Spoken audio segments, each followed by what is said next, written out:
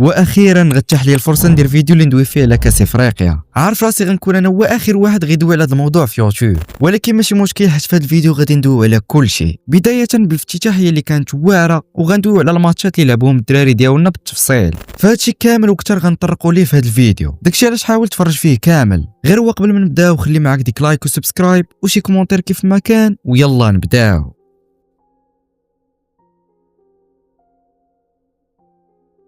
اول حاجه نبداو بها هذا الفيديو هي الافتتاح ديال كاس افريقيا، واللي اقل حاجه نقدروا نقولوا عليه هي واعر من ناحيه كل شيء، وفين جابوا فيه دي زارتيست اللي كبار بحال دافيدو لارتيست، واهم واحد فيهم هو فرنش مونتانا اللي ولد البلاد فين غيقدم الشو ديالو وسط بلادو وفي الافتتاح ديال كوب دافريك. خليونا دابا ندوزو للماتش، اولا بالضبط في البدايه ديال الماتش فين غيدخل ولي العهد مولاي الحسن وغيسلم على اللعابه ديال الفرق بجوج.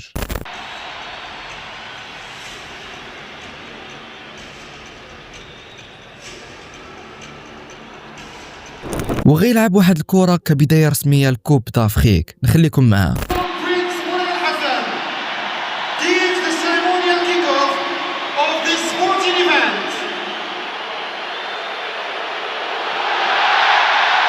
The ceremonial kick-off.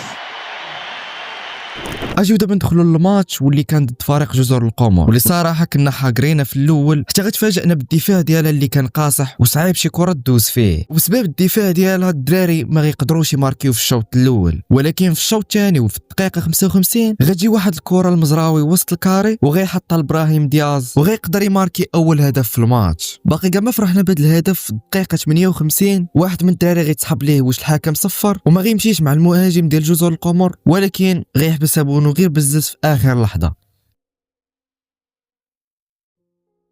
غتجي الدقيقه 64 فين غيداروا لي شونجمون ديال اللعابه وغيدخل الكعبي والزلزولي واللي غادي يبدلوا الماتش كامل، بحيث في الدقيقه 74 غتوقع افضل لقطه في الماتش كامل فين انس صلاح الدين غيحط واحد الباس للكعبي اللي غيلقاه واجد ليها باش غيضرب بواحد السيزو اللي واعر واللي غيجيب به الرباح المنتخب في اول ماتش ليه في كوب دافريك. صراحه الا جيت نعطي الراي ديالي في الماتش، الدراري لعبوا بواحد اداء اللي زوين خصوصا كاول ماتش كتعتبر بدايه اللي زوينه. ولكن دابا اجي ندويو على الماتش اللي تلعب نهار الجمعه اللي كان ضد مالي، واللي صراحه حتى واحد ما عجبو اللعب، ومن بدايه الماتش كتشوف انه اللعب مرون وقليل فين كتصدق شي هجمه اللي نوصلوا بها الشباك ديال الفريق المنافس. في الدقيقه 44 غيجينا بيلانتي عن طريق دياز واللي صراحه هو اللي جاني لعب في هذا الماتش، فغيراوغ المدافع اللي غيحيدها بيدو. صراحه ما عرفتش علاش دار هذا البلان، ولكن خدينا بيلانتي ديالنا واللي غيماركيه دياز وغنساليو الشوط الاول وحنا متفوقين بواحد لزيرو. غيبدا الشوط الثاني وتحديدا في الدقيقه 58 غتكون واحد الهجمه عند مالي من طرف المهاجم ديالهم كامارا اللي غيحط باس وسط الكاري وغيدخل الياميق باش يحيد كره، ولكن غيوقع احتكاك وغياخذوا بيلانتي ديالهم اللي غيماركيو وغيتعادلوا معانا، وهكا غيسالي الماتش بالتعادل ديالنا مع مالي 1-1. وبغيت ندوي على واحد البلان داروا المدرب وليد الركراكي واللي صراحه جاني انا غلط كبير. فاش جاي يدير التغييرات خرج دياز وكان كيقدر يوصل لوسط الكاري ويضغط على الفريق المنافس كتر، فكنظن انه كون خلاه كانت غتكون عندنا فرصه للبيت الثاني. دابا غنكون وصلنا لاخر فقره في هذا الفيديو وفين غندويو على داك المراسل التونسي اللي وصل الاخبار كامله كذوب في القنوات التونسيه، بحيث بدا كيقول انه الضو مقطوع في التيران اللي تقام فيه الحفل ديال افتتاح كاس افريقيا، وبدا كيقول على انه الصحافه خدامين في واحد الظروف اللي خايبه.